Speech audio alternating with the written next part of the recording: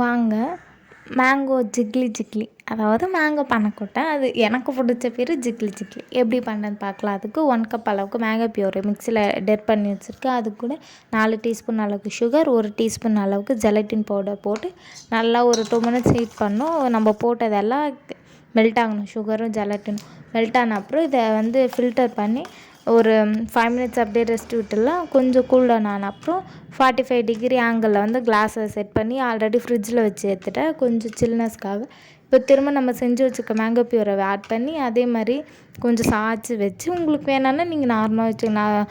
அது பார்க்க லுக்குக்காக அப்படி க்ராஸாக இருக்கிற மாதிரி வச்சு ஒரு 1 ஹவர் ஃப்ரிட்ஜில் செட் பண்ணிடல. இது செட் ஆகிற டைமில் 1 கப் அளவுக்கு மில்க்கு, அப்புறம் 3 டீஸ்பூன் அளவுக்கு சுகர், மேலே இன்னொரு லேயருக்கு சுகர், அப்புறம் 1 டீஸ்பூன் அளவுக்கு ஜெலட்டின் பவுடர் ஆட் பண்ணி இதையும் சேம் ப்ராசஸ் இது எல்லாமே மெல்ட் ஆன அப்புறம் ஸ்ட்ரெயின் பண்ணிவிட்டு, இந்த பால் கொஞ்சம் கூல் டவுன் ஆன அப்புறம் ஒரு 1/2 கப் அளவுக்கு ஃப்ரெஷ் க்ரீம் ஆட் பண்ணிக்கோ. உங்கள்கிட்ட சப்போஸ் க்ரீம் இல்லைன்னா நீங்கள் இதுக்கு பதில் எக்ஸ்ட்ரா 2 கப் அளவுக்கு பால் ஆட் பண்ணி அதை நல்லா திக்காக காய்ச்சிக்கலாம்.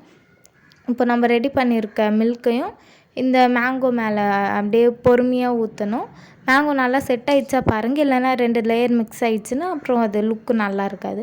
இப்போ நம்ம ரெடி பண்ணி வச்சுக்க மேங்கோவையும் ஊற்றி திரும்ப 1 ஹவர் ஃப்ரிட்ஜில் செட் பண்ணிக்கலாம். உங்கள்கிட்ட சப்போஸ் மேங்கோ இல்லைன்னா நீங்கள் நார்மலாக இந்த மில்க்கை வச்சு மட்டும் பண்ணலாம். இல்லை ஸ்ட்ராபெர்ரி, உங்களுக்கு என்ன ஃப்ரூட் பிடிக்குதோ பெர்ரிஸ் அந்த மாதிரி கூட ஆட் பண்ணிக்கலாம். நான் செர்ரி வச்சு பண்ணியிருக்கேன். அது எப்படி பண்ணேன் நெக்ஸ்ட் வீடியோவில் காட்டுறேன்.